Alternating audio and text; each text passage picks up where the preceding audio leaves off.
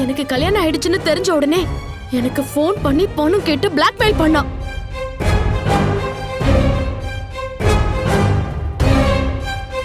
இவன் போன்ல மிரட்டினத நான் ரெக்கார்ட் பண்ணி வச்சிருக்கேன்.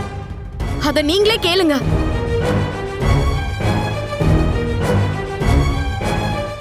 என்ன பவி, உனக்கு 5 லட்சம் பெருசா இல்ல உன் மானம் பெருசா? ஒழுங்கா பணத்தை கொடுத்துட்டேனா நீ தப்பிச்ச. இல்லனா நம்ம ஜோடியா இருந்த போட்டோ எல்லாமே உன் குடும்பத்துல இருக்கவங்க எல்லாருக்கும் அனுப்பிடுவேன். அந்த போட்டோ உண்மை இல்லைன்னு உனக்கும் எனக்கும் மட்டும் தான் தெரியும். ஆனா அவங்க அது எல்லாத்தையும் நம்பிடுவாங்களே. ஒழுங்கு மரியாதையா நான் கேட்ட அந்த 5 லட்சத்தை கொடுத்துறேன். உன்னை அதோட விட்டுறேன். நீ சொன்ன ஆளு இவன் தானா பவி? ஆமா கார்த்திக்.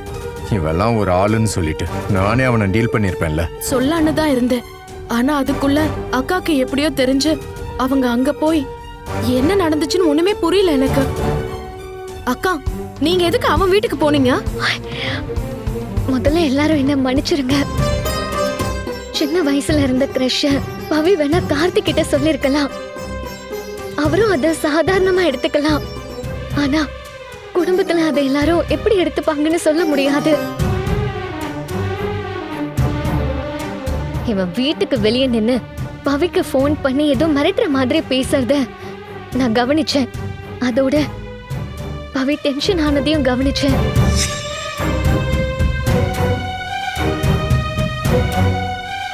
டேய், ஒரு பொண்ணோட மானத்தை காப்பாத்துறதுக்காக நான் என் உயிரை வேணாலும் கொடுப்பேன். நீ எல்லாம் எனக்கு ஒரு ஆளே இல்ல. கிட்ட வந்து பாரு.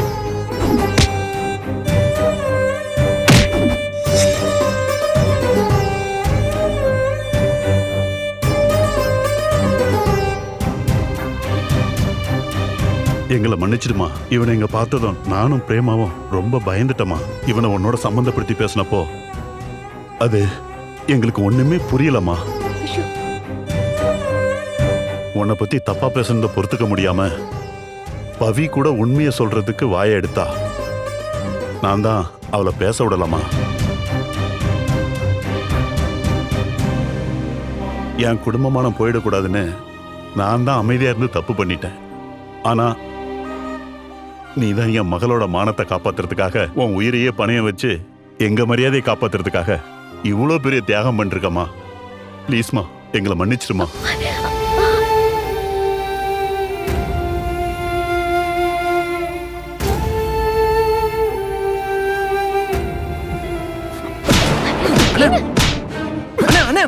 விடுன. இவன் அடிச்சா நம்மளுக்கு தான் அசிங்கம். இவனை போலீஸ்ல ஒப்படைச்சிடலாம். அவங்க இவன் முட்டியை தட்டுவாங்க.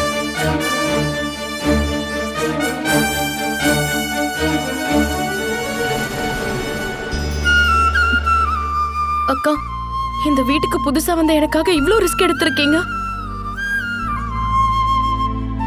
நீ இந்த வீட்டுக்கு வாழ வந்த பொண்ணு.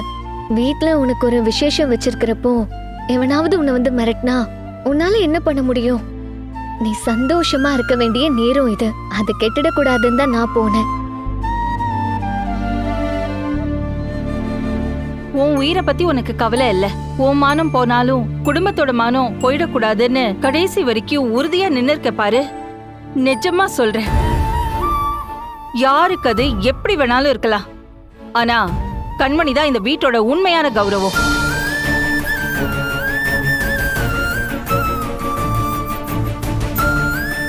கரெக்டா சொன்னீங்க அண்ணி. யாரு என்ன சொன்னாலும் கண்மணி எப்படிப்பட்டவள்னு நமக்கு தெரியாதா? அம்மா, கண்மணியை பத்தி இப்படி பேசுறப்போ நானும் தப்புன்னு சொல்லலான்னு தான் இருந்தேன். ஆனா உங்களையும் அன்புமே பேச விடாம பாட்டி தடுத்துட்டாங்க. என்னால ஒண்ணுமே பண்ண முடியலம்மா. சாரி கண்மணி.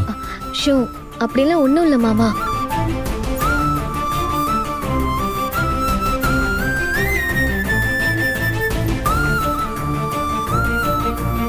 கண்ணால பாக்குறது மட்டுமே எப்பவுமே உண்மை கிடையாது. உங்களுக்கு இதுதான் லாஸ்ட் வார்னிங். எப்ப அவளை மாட்டி விடலாம், எப்படி அவளை அவமானப்படுத்தலாம் யோசிக்கிறத விட்டுட்டு இனிமேலாவது உருப்படியான வேலை ஏதாவது இருந்தா பாருங்க. இதுக்கப்புறம் அவ விஷயத்தில் தலையிட்டீங்க, அப்புறம் உங்களை அக்கான்னு பார்க்க மாட்டேன், உங்களை அண்ணினும் பார்க்க மாட்டேன்.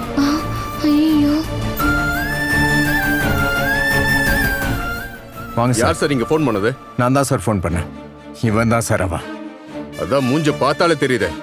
அப்பாவி பொண்ணுகிட்ட பணம் கேட்டு பிளாக்மெயில பண்ற ராஸ்கல். கான்ஸ்டபிள்ஸ் இவன் எழுதிட்டு போங்கயா. ஓடா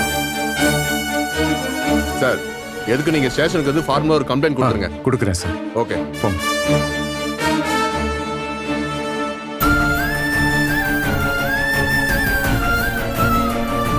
கண்மணி வருத்தப்படாதம்மா.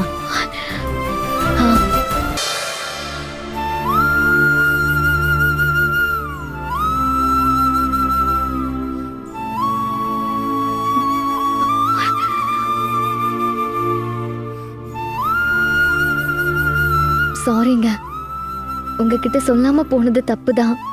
என்ன மன்னிச்சிருங்க. தப்புன்னு உனக்கே தெரியுதுல்ல, அப்ப அப்படி போயிருக்கலாமா?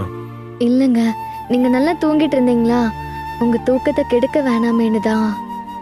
அதுக்காகவா? இல்ல என்கிட்ட சொன்னா இதுல நான் இன்வால்வ் ஆனா வீட்டுக்கே தெரிஞ்சுன்ற பயமா? ரெண்டும் தாங்க. இல்ல, மெயின் ரீசனே அதுதான். இத பாரு கண்மணி, நீ என்கிட்ட சொல்லாம போனது தப்பு தான். ஆனா நீ செஞ்ச விஷயம் தப்பு இல்ல கண்மணி.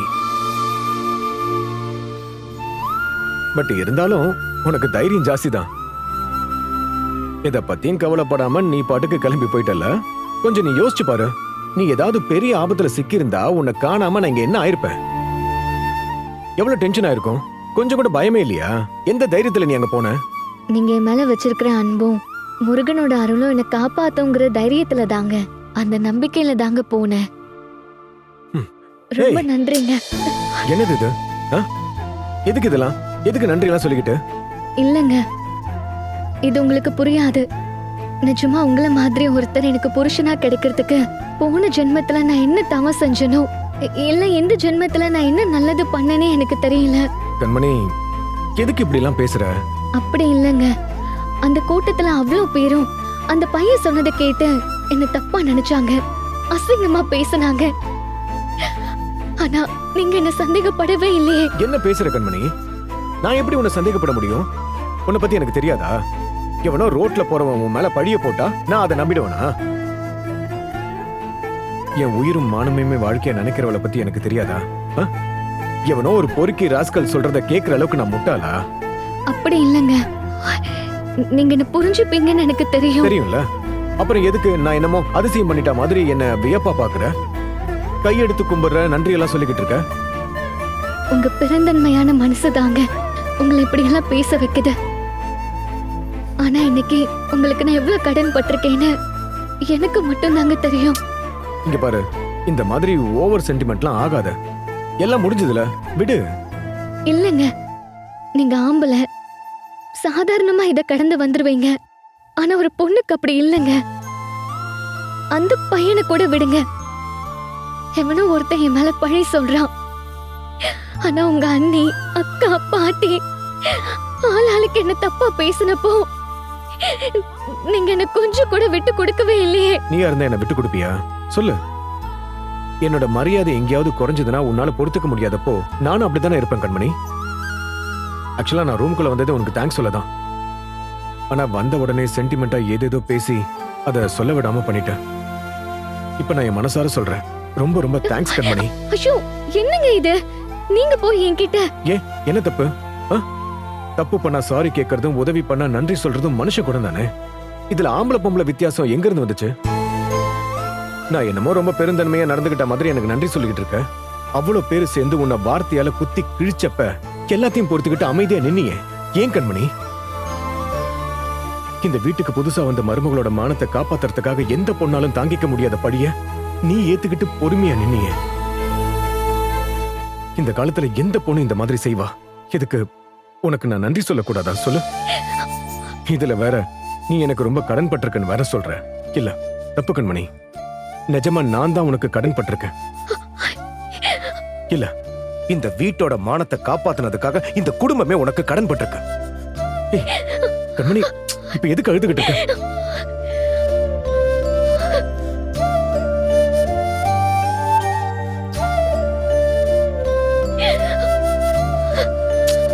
கண்ண போற, அழாத கண்மணி.